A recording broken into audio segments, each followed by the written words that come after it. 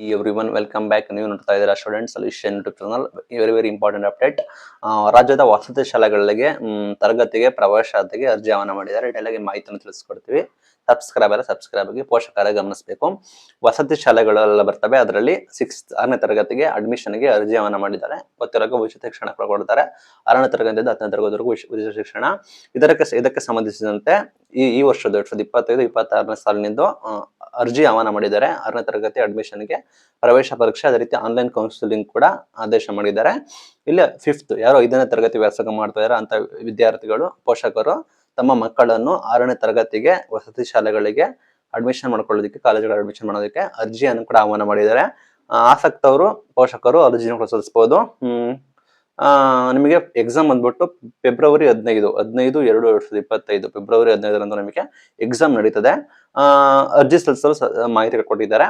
Link description ಕೊಟ್ಟಿರ್ತೀನಿ, ಒಂದ್ಸಲ check ಮಾಡ್ಕೊಡಿ. ನೀವು ಅಪ್ಲಿಕೇಶನ್ ಹಾಕ್ಬೇಕಾದ್ರೆ ಪ್ರವೇಶ ಪತ್ರ ಬಂದ್ಬಿಟ್ಟು 6ನೇ ತಾರೀಕು ಕೊಡ್ತಾರೆ ಅಂತ. ಫೆಬ್ರವರಿ 6ನೇ ತಾರೀಕು ಪ್ರವೇಶ ಪತ್ರ ಕೊಡ್ತಾರೆ. ಅಂದ್ರೆ ಆಲ್ ಟಿಕೆಟ್ ನ ಫೆಬ್ರವರಿ 6ನೇ ತಾರೀಕು ಕೊಡ್ತಾರೆ.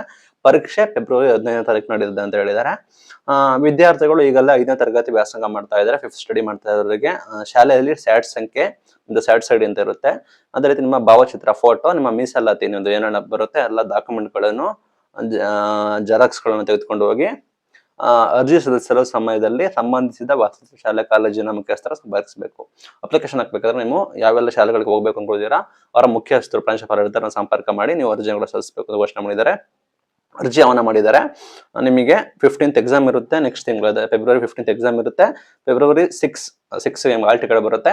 ನಿಮ್ಮ ಡಾಕ್ಯುಮೆಂಟ್ಗಳು, ಸ್ಯಾಟ್ಸ್ ಐಡಿ, ನಿಮ್ದು ಇನ್ಕಮ್ ಅಂಡ್ ಕ್ಯಾಶ್ ಎಲ್ಲ ನಿಮ್ಮ ಮೂಲ ದಾಖಲೆಗಳು ಬರ್ತವೆ. ನಿಮ್ಮ ಇತ್ತೀಚಿನ ಫೋಟೋ, ವಿದ್ಯಾರ್ಥಿಗಳದ್ದು ಎಲ್ಲ ತೆಗೆದುಕೊಂಡು ಹೋಗಿ ನೀವು ಅರ್ಜಿಯನ್ನು ಸಲ್ಲಿಸಬಹುದು.